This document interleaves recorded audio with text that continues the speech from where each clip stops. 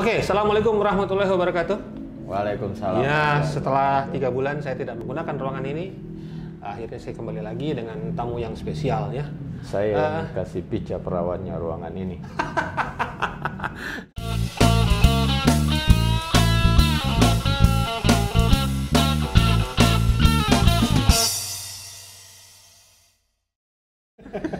Itu satu hal yang mau kita bahas. Pica-pica. Baku pica. Baku pica, ya.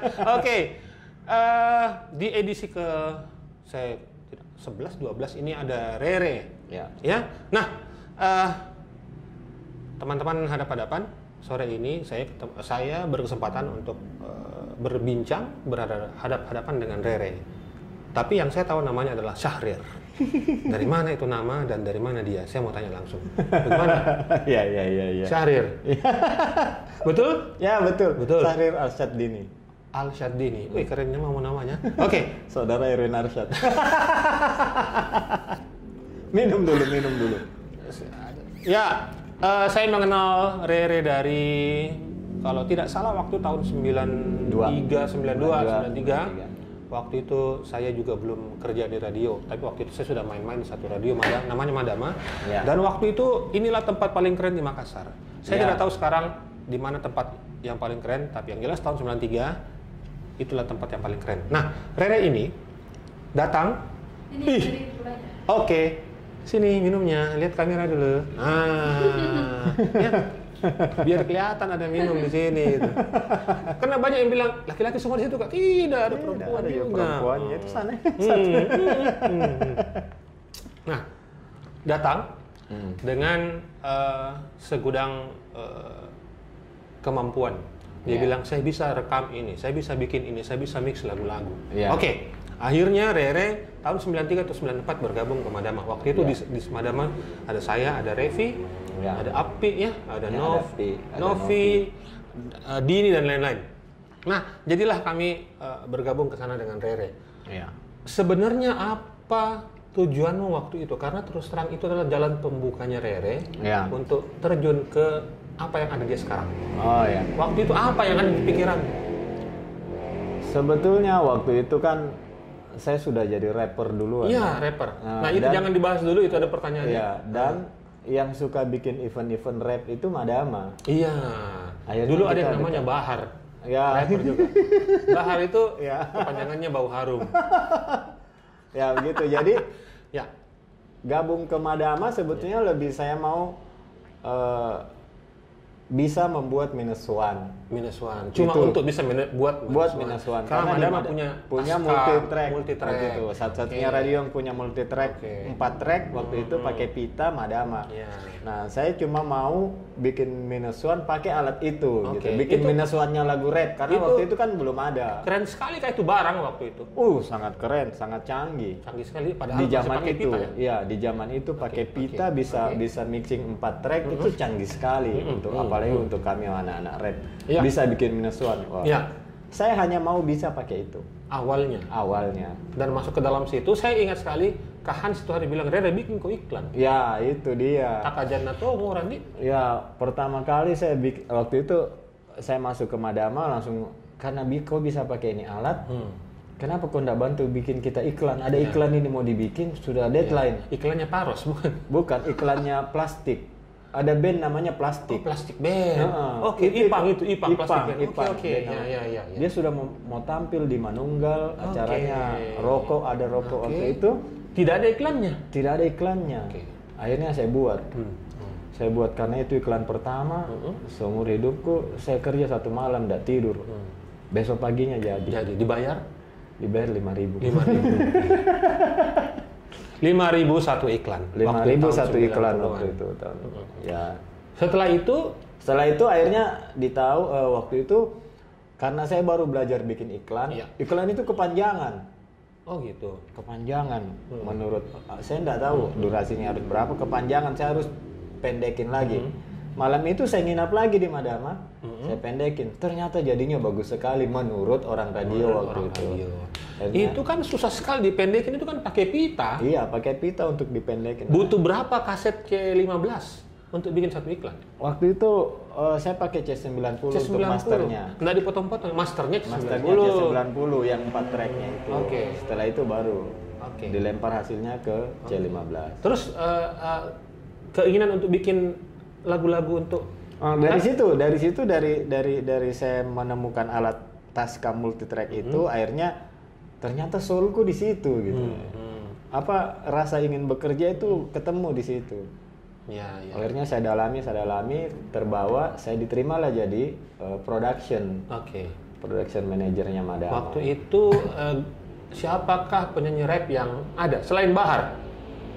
Utu. Ada lagi yang pindah ke Bali, lupa kan?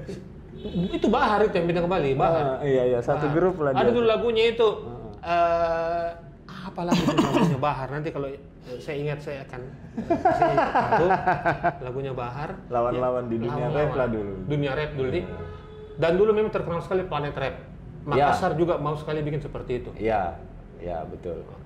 Waktu itu dunia rap saat Iwake menanjak itu kita ikut-ikut kena. Nah, apa yang kau dapat dari Madama? Selain katanya jiwamu ternyata di situ, apa lagi? Selain kan kalau uang nggak mungkin. Nggak. Yang pertama saya ketemu nama pasti ya, nama karena di Madama juga saya jadi DJ. Dari Madama juga saya jadi pelatih cheerleader. Itu pelatih cheerleaders. Pelatih cheerleaders dulu masuk Madama gitu. Tapi di Madama makin berkembang. Gitu. Ya. Dulu terus dari Madama terutama ilmu audio. Iya, ilmu mixing ya. Dari mixing analog sampai mixing digital itu saya pelajari otodidak di Madama. Sampai kapan itu berlaku, tanda kutip berlaku mixing analog? Menurut yang Rere tahu, yang ingat? Yang saya ingat. Karena saya juga lupa kapan kita berganti jadi digital. Saya lupa sekali.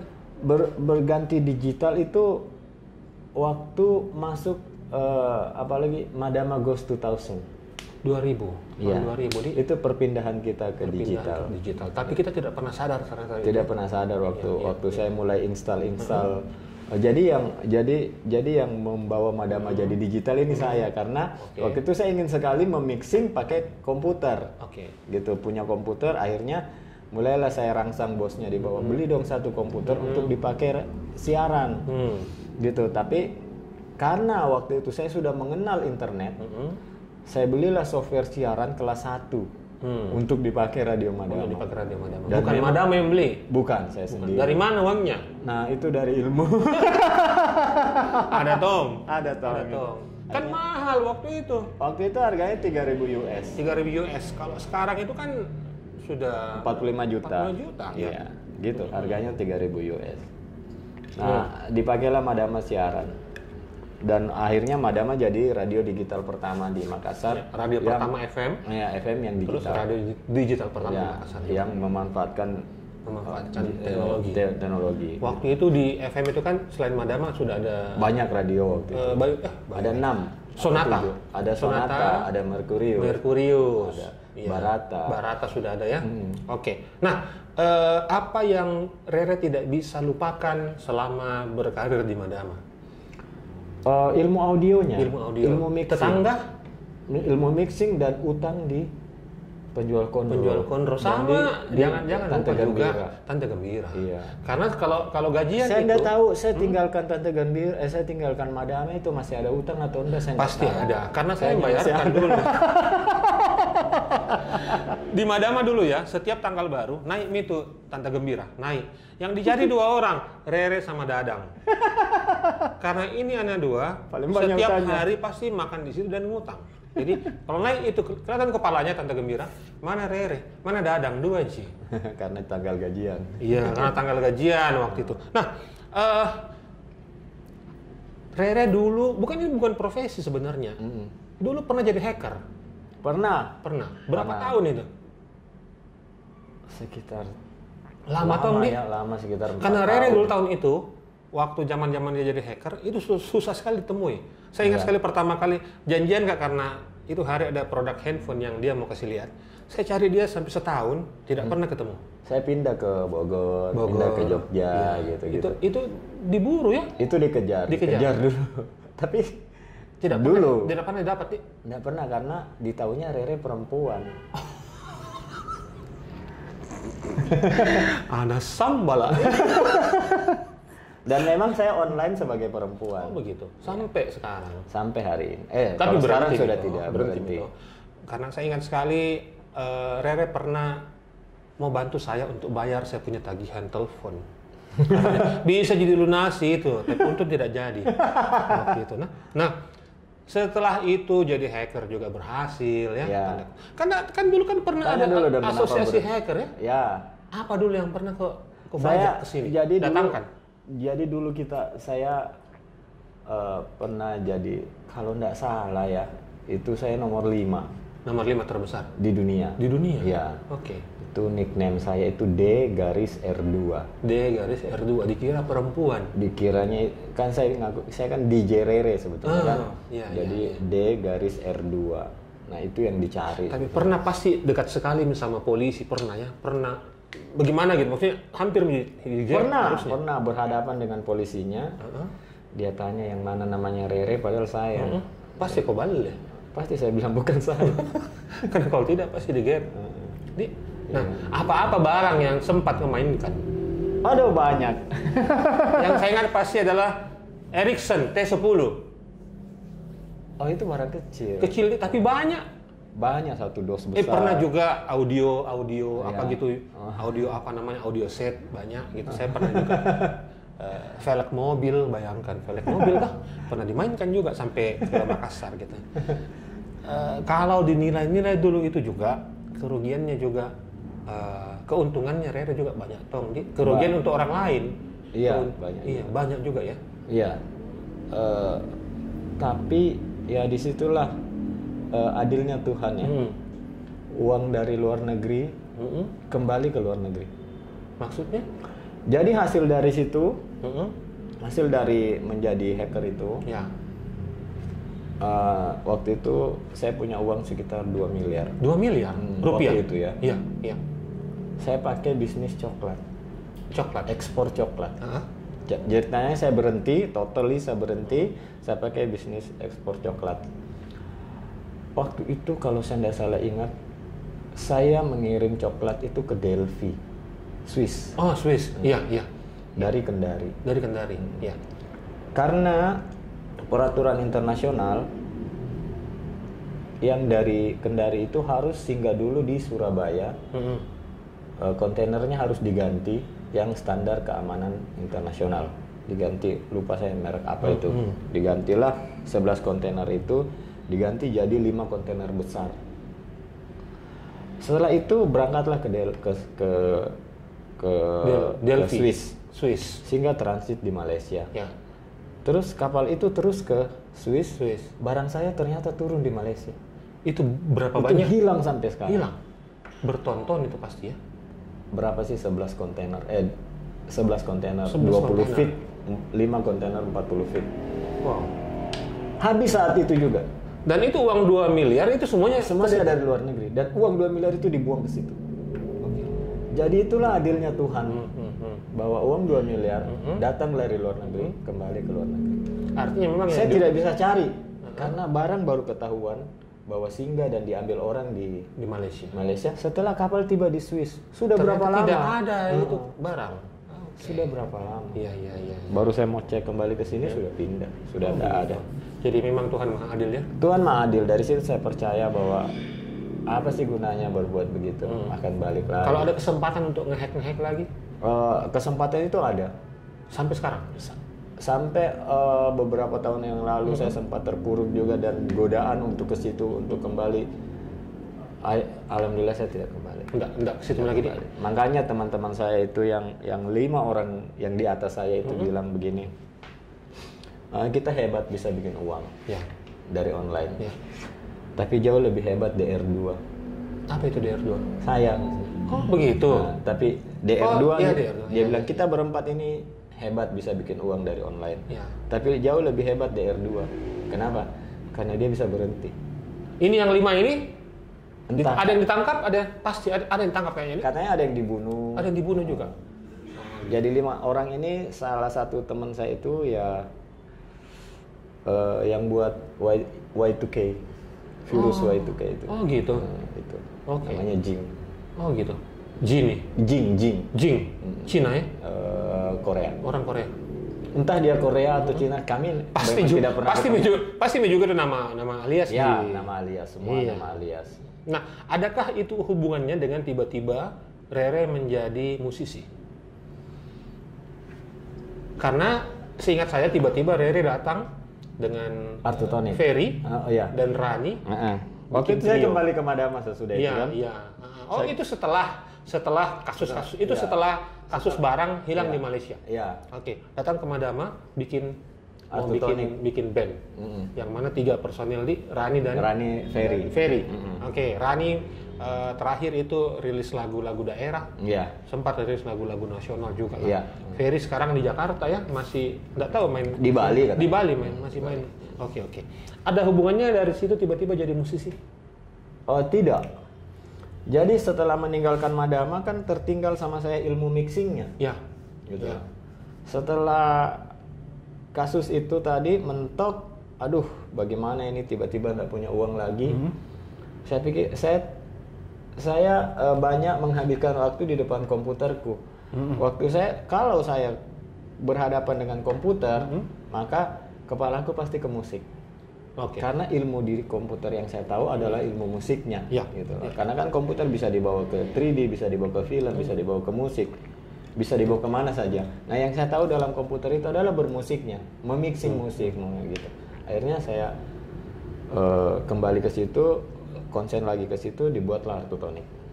Gitu. Artutonic waktu itu juga datang dengan sudah punya konsep matang musiknya dan lain-lain dan langsung rekaman. Iya, betul. Kenapa langsung rekaman? Karena ilmu musik, ilmu mixingnya ada di saya gitu. Dan Ferry bisa menambahkan. Iya, bisa memberikan art di situ. Makanya nama Artutonic. Iya. Rani juga bagus suaranya dulu. Rani dulu itu kan juga sering main kemana sama dulu waktu kita masih di Madama ya. Itu zaman itu. Ini dia kalau nggak salah dulu dia juga cheerleader dulu ya. Iya, bukan. Temannya cheerleader. Temannya cheerleader. Banyak temannya dulu waktu cheerleadernya itu penyanyi dulu dia, temannya cheerleader. Kacak. Terus Katolik. Ya kan? Ini yang dua ini jago ini cheers. Semada cheers juga. Jadi Funky cheers. Rere yang 3 setahu saya dia pelatih. Jadi saya tidak tahu kalau ada kompetisi cheers 3-3-nya menang. Jadi dapat 3 dibayar 3 kali. Gitu. Itu tahun kita putar-putar, kadang Kacak yang menang katanya, itulah. Dan sampai sekarang kita masih berteman dengan beberapa orang itu. Ya? Masih, bahkan anak-anak dari anak cheerleaders itu, contohnya Viba, itu punya anak Kaila. Sekarang main di film, sering main di film gitu. Terus kemarin Aan punya anak yang jadi Rahing. Gitu. Kan akhirnya kita berteman-teman. Itu ibunya cheerleader saya semua dulu. Begitu di. Entah bagaimana kalau Rere tidak jadi pelatih cheers waktu itu, saya tidak tahu bagaimana sekarang gitu. Karena dari situ kan berteman, menghasilkan bintang cheers baru. juga kan hubungannya juga sama musik dan gerakan ya. Balik ke Artutonic. Artutonic dulu juga menjadi satu fenomena di Makassar karena sangat mewakili konten lokal. Ada yang namanya Makassar Bisa Tonji. Terus waktu itu kita bikin musik festival namanya MBT Makassar Bisa Tonji Cikal Bakal Rockin Celebes. Iya, betul. Jadi dulu sebelum RIC ada itu ada MBT namanya kita bikin 3 kali, 3 kali Makassar Bisa Tonji. Terus Arti datang dengan ide kita harusnya bikin ini lebih luas, lebih menasional. Jadilah Rockin Celebes. Jadi begitu sejarahnya Wangkawang gitu. Begitulah sejarahnya. Rockin Celebes di depannya ternyata ada 3 kali Makassar Bisa Tonji. Saya ingat sekali pagelaran ketiga kita tutup Pantai Losari ada 2 panggung dan 50 band main di situ. Iya, dan salah satunya kita memberi penghargaan pada Rudy almarhum. Iya, itu ingat saya itu. Iya. Oke. Nah, di Artutonic sempat berganti vokalis juga di India, terus sempat ke Jakarta juga mengadu mengadu keberuntungan. Atol Yudi di mana sekarang? Yudi band Long Trip. Long Trip. Tetap ngeband. Yang sekarang masih ada Atol dan gitaris yang baru juga Iya, Hendra. Oke. Dulu Andis juga sempat di? Iya, Andis. Iqbal. Oke. Nah, sebagaimana besar pengaruh musik dalam hidup? Ada yang lucu saya dengan musik. Saya suka menciptakan musik, tapi saya tidak suka dengar musik. Gitu loh. Ya? Iya. Kalau saya suka dengar musik tapi tidak bisa bikin musik. Ya, saya justru tidak suka dengar musik.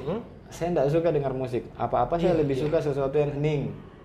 Hening. Jadi di mobil itu enggak. Saya hanya dengar musik kalau saya baru bikin lagu, saya putar terus di mobilku sampai saya bosan, itu. Jadi saya tidak suka dengar musik. Jadi pure ide-ide saya tiba-tiba mau bikin musik benar-benar original, gitu loh. Tidak terinfluence dengan apapun, gitu. Gitu. Jadi kalau saya mau bikin musik jadinya begitu. Nah itu yang hubungan saya dengan musik. Nah, Artotonik lama tidak bikin lagu. Iya. Kapan bisa dan mengangkat kembali semangatnya anak-anak Makassar? Sebetulnya bukan tidak bikin lagu. Tidak ada waktu. Ya sebetulnya kita lebih banyak membuat musik untuk film kita sekarang. Sedangkan film itu kan 1,5 jam. Terbayang dah itu bikinnya, scoringnya. Di dalamnya ada soundtrack, scoring dan soundtrack. Gitu. Itu menyita waktu sekali. Kalau ide-ide lagu di dalam hard disk saya ada sekitar 250-an ide lagu yang belum dikasih keluar. Gitu. Jadi kita tinggal pilih, film ini cari idenya di sini di hard disk. Lagu ini perlu dimodif sedikit, jadilah gitu. Gitu. Jadi kalau ide lagu banyak sekali di dalam hard diskku yang sisa-sisa, salah satunya ya dari Madama dulu masih tersimpan ide-idenya masih. Tapi jadinya namanya di hard disk itu lagu disco 1 gitu. Lagu disco la belum ada judul, belum ada. Tapi kalau dengar nadanya sudah ada gitu. Tinggal diri. Ada keinginan untuk membangkitkan kembali Artotonik sebagai band? Tidak lagi ya? Tidak, karena kami lebih mau ke Artotonik itu bandnya itu adalah hobi. Hobi untuk kalau ngumpul atau setahun kita manggung dong 2 kali lah gitu. Lebih ke situ. Lebih ke situ. Sudah cukup berumur juga di. Selain berumur kan kami kalau dari tingkatan sebagai band Makassar, apalagi yang kami cari? Gitu lah. Botiks juga saja atau Lendara di Rambonya. Karena kan apalagi yang harus kami cari kalau sebagai band Makassar gitu lah. Semuanya sudah kita kerjakan sebagai band. Dulu sempat jadi kalau tidak salah brand ambassador ya? Ya, brand ambassador sudah. Telkom Flexi.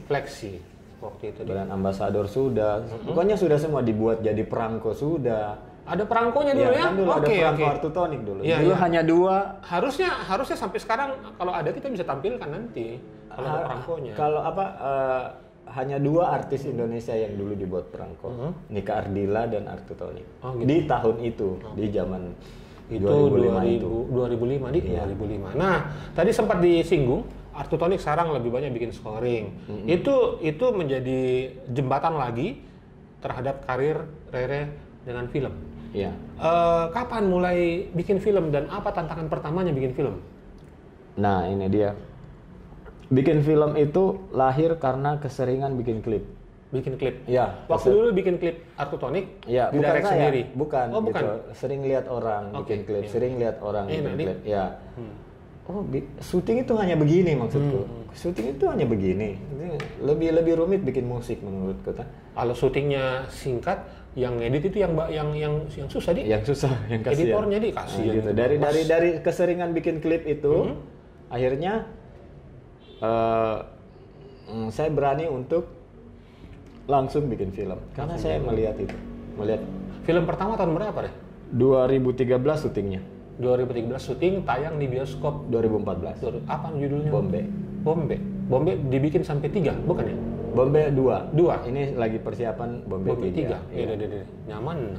Apa tantangan dan apa kira-kira yang mau Rere capai lagi dengan dari musik tiba-tiba loncat lagi ke film, selain yang tadi bahwa begini paling bikin film itu tidak serumit yang kita bayangkan. Iya. Begini. Film itu kan pencapaian budaya yang paling tinggi. Karena di dalamnya ada musik, ada teater, kan? Seni. Semua seni tercampur dalam satu. Ini bungkusan yang lengkap, itulah film. Itulah item-itemnya film di dalam. Selain itu film adalah alat propaganda yang paling bagus. Bagaimana kita dicekoki dengan G30 SPKI? Betul. Berapa tahun kita di itu? Karena film yang menyampaikannya itu film. Film ya. Oke. Ada fashion di situ. Ada semua. Nah, ada fashion, ada semua. Iya. Ada art untuk ruangan, ya. Ada semua lah di situ. Nah, itu yang ingin saya taklukkan. Oke. Gitulah. Sudah berapa film sekarang? Sekarang saya film ketiga. Tidak termasuk film pendek ya, tidak termasuk. Tidak. Pendek. Sekarang film layar lebar. 13. Ya. Bombe sampai 2 kan. Terus setelah itu Sumiati. Setelah itu banyak, ada Maipa Datemu, Seksi Larian dan Ripada. Paling bikin nekere yang mana? Sumiati. Maksudnya tekanannya atau apanya? Tekanan paling tinggi Maipa, karena ini saya juga tidak ngerti sebenarnya itu cerita, maksudnya ini apa namanya, cerita rakyat ya. Itu bagaimana dia digali itu sumber ceritanya? Pertama, Maipa itu tekanannya tingginya begini, karena ada 2 versi, versi Nusa Tenggara. Ada juga di sana. Ya, kampungnya. Tapi Maipa. Sama. Kampungnya Maipa. Kampungnya Maipa dan versi sini itu berbeda. Jadi karena ini kita ambil yang versi aslinya, versi Nusa Tenggaranya. Kenapa? Karena di sana yang cerita keturunan langsung. Dan sebagai bukti dia ada keturunan langsung Datu Museng, dia punya keris aslinya. Ada keris. Akhirnya dari dia lah kita gali, itu yang kita angkat jadi film. Gitu. Orang masih ada keturunannya. Masih ada keturunannya, keturunan ke-7 apa ke-8. Terus yang di Makassar itu dapat cerita apa di sini tentang itu? Ini cuma tempat saja. Yang di Makassar itu hanya cerita rakyat biasa ya. Cerita rakyat biasa yang ditulis Lontara.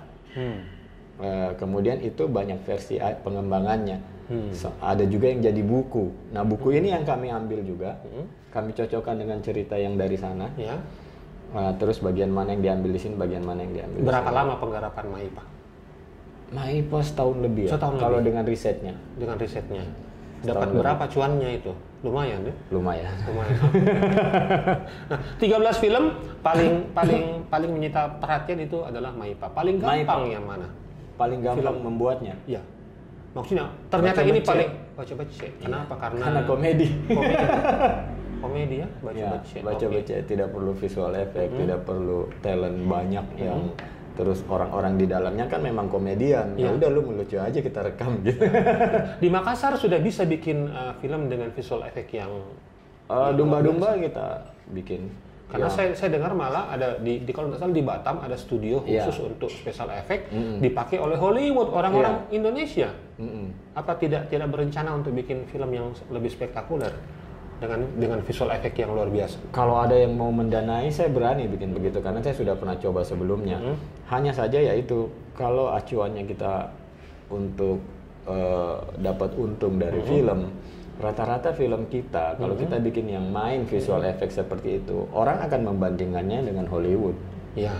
Pasti perbandingannya di sana. Iya, karena kan kita main seperti itu dibandingkannya dengan Hollywood yang main begitu, yang destruktif, menghancur-hancurkan kota apa segala macam. Kita bikin yang seperti itu dengan budget kita misalnya cuma 2 miliar, sementara dia budgetnya dia 8 triliun. KO kita. Kalau dengan Bollywood kira-kira? Bollywood lebih maju lagi. Tapi ya itu dia, saya cenderung lebih ke Bollywood sih. Kiblat saya. Kenapa? Bollywood lebih cerita yang tragik, lebih mengutamakan cerita yang kuat. Walaupun dan sekarang Bollywood juga sudah tidak jarang ya ada yang hujan-hujan, nari-nari, jarang. Jadi canggih nih sekarang. Seiring waktu. Nah, saya pernah dengar selentingan kabar susah itu yang di handle aktor dari India. Sangat susah. Kenapa dia itu? Pertama, mereka di negaranya sendiri industri film sudah begitu bagus, kan? Dan dia mau main ke sini. Dia mau main di sini, otomatis di kepalanya syuting filmnya sama seperti standar itu yang mereka pakai. Gitu. Pasti merepotkan kita kru. Mengikuti standarnya dia pasti merepotkan. Kedua, ya kendala bahasa juga, gitu kan. Hanya kru-kru kecil mana bisa sih bahasa Inggris langsung sama dia gitu kan. Itu juga yang lain itu. Itu sih apa? Karena standar yang berbeda. Iya. Saya dengar sampai masalah hotel dan lain-lain jadi masalah. Makanan dan lain-lain ya. Dan katanya sempat pulang dia. Minta pulang beberapa kali dalam suasana syuting. Bukan, kalau pulang memang jadwal. Memang jadwal. Di kontrak kita memang dia minta 2 minggu syuting, 2 minggu balik India karena dia syuting sinetron di sana. 2 minggu datang lagi sini, gitu ya. Begitu memang itunya. Tapi setelah itu dengan si aktor aman-aman saja. Aman sampai sekarang masih DM-DM-an. Masih DM-DM-an. Oke, dia juga termasuk aktor papan atas ya di sana ya? Iya. Lumayan. Kalau ada kesempatan mau lagi tidak? dengan aktor India? Itu tantangan ya. Tantangannya menaklukkan aktor-aktor keras seperti itu tantangan. Nah, jadi jatuhnya adalah adakah produser yang mau biayai? Kenapa nggak dibiayai sendiri? Regulasinya juga ya, membawa artis India ke sini itu ribet. Gitu. Kalau artis dari ASEAN kayak Filipina atau Thailand lah, Thailand kan terkenal dengan cerita horor. Iya, kemarin waktu kita buka casting Maipa itu, ada dari Thailand. Ada artis Thailand yang mau ikut, gitu loh, ikut. Tapi masalahnya karena si Datu Musengnya sudah orang luar, masa artis Thailand ini Maipanya juga orang luar gitu. Nggak Indonesia banget ini cerita jadinya. Tadinya Maipa ini ada artis Thailand. Dia artis terkenal di sana, bintang iklan brand-brand besar juga di sana. Mudah-mudahan nanti ada filmnya Rere yang pakai aktor atau aktris dari ASEAN, Thailand, rencananya sih Filipina juga lucu ya. Ada aktris ini masih kontak sama saya dan dia minta kalau saya punya film horor dia mau main di film saya, dibayar murah juga nggak apa-apa. Film horor? Iya, itu ekspansi untuk dia. Gitu loh. Karena kan untuk negaranya bahwa dia juga main di luar negeri. Thailand itu terkenal dengan horornya, itu luar biasa film-film horornya. Padahal kalau kita mau bandingkan dengan film horor Indonesia, nggak tonji kalah. Cuman kenapa ya lebih mencekam kalau horor Thailand? Industri mereka memang harus diakui lebih maju. Padahal bahasanya susah. Ya, lebih susah lah bahasa dibanding bahasa Indonesia. Ya, bahasa Tagalog ya. Tagalog. Tapi memang kalau saya nonton film-film horor Thailand itu memang luar biasa menakutkan gitu kan, dan ceritanya juga lebih variatif lah dibanding kita. Kalau kita kan ya Supnyati, Leak dan lain-lain ya. Rere ada rencana untuk bikin film lagi dengan kan banyak urban legend di Makassar. Iya, kita lagi riset. Kita lagi riset untuk membuat film horor. Saya rencana judul Macea. Ibu. Cerita tentang itu. Bukannya ada film tentang ibu juga? Tapi ini lebih bercerita apa ya? Ibu melahirkan bayi, terus meninggal, terus bayinya ini diurus sama rohnya gitu. Gitu itu. Ditunggu kalau begitu ininya. Ya itu inti ceritanya seperti itu. Ya, Nah, Rere, saya mau tanya ini. Ada kemarin teman bilang Rere itu kalau bikin film kayak bikin Instastory. Kenapa? Saking banyaknya. Dan maksudku saya bisa dikasusui. Nah, kemarin teman-teman Rere ini termasuk salah satu aktor utama di balik film-film yang menjadi perahu ya, yang untuk api ya saudara kita ya. Untuk coba kita mendukung dia. Rere banyak sekali bikin film. Nah, disitulah muncul istilah Rere ini bikin film kayak bikin Instastory. Karena dalam 3 bulan, 2 bulan ya ada 8. Berapa produksinya? 2 bulan saya bikin film itu 12. Luar biasa tantangannya. Rata-rata 2 minggu 10 hari. Padahal kemarin itu kan ada unsur kita mau ini bermain di ranah yang berbeda. Gitu. Tapi Rere menyikapi itu bagaimana? Ini maksudnya gini, ini seni, gitu. Seni akan dibawa ke sana. Menurut Rere itu aman-aman saja. Aman karena justru ini menjadi sesuatu yang beda dari seorang api. Menyampaikan pesannya tuh tipis sekali. Gitu loh, tidak sevulgar. Pilih saya, coblos saya, tidak begitu. Menyampaikan pesannya melalui dan luar biasa. Sesuatu yang menyentuh hati gitu loh, dan pesannya itu hanya di ujung tapi nendang gitu loh. Tapi Rere menurut saya berhasil untuk membawa api ini menjadi penyampai pesan yang baik. Iya, alhamdulillah. Gitu, ya. Dan di Labedu Labaco itu luar biasa. Labedu dan Labaco itu luar biasa. Api dengan Pak Rahman itu gokil. Saya malah kepikiran kalau itu dibikinkan film sendiri Labedu Labaco mungkin ya. Mungkin bisa. Itu juga bagus kita karena sayang itu dua tokoh ini sudah chemistry sudah dapat, tinggal dibuatkan satu cerita panjang jadi film yang betul-betul komersil. Boleh dipikirkan itu sesuatu yang bagus untuk dibuat menjadi komersil, menjadi film bioskop Labedu dan Labaco ini. Mudah-mudahan Pak Api dan Pak Rahman juga apalagi kan selebgram kemarin itu siap membantu, jadi itu bisa lebih ramai jadi.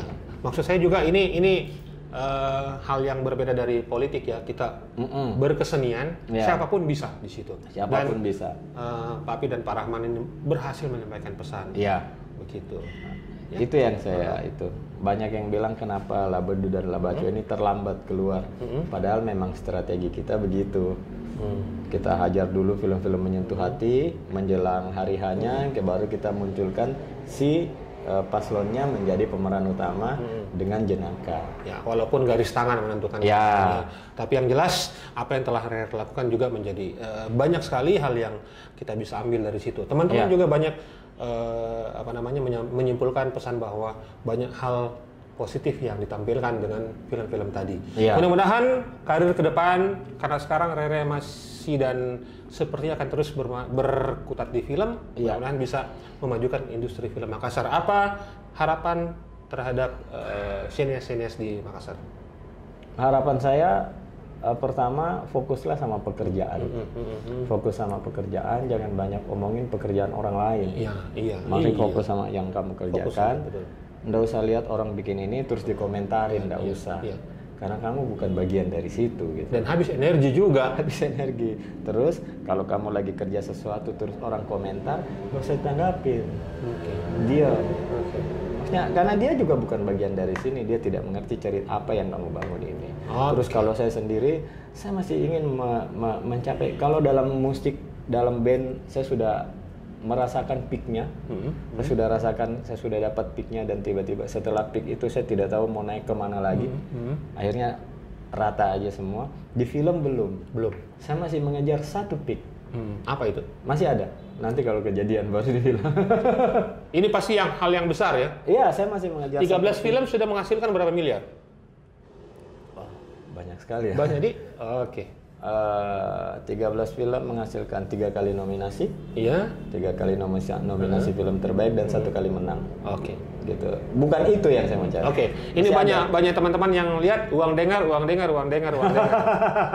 Oke, terima kasih Rere sudah datang. Kita tos dulu.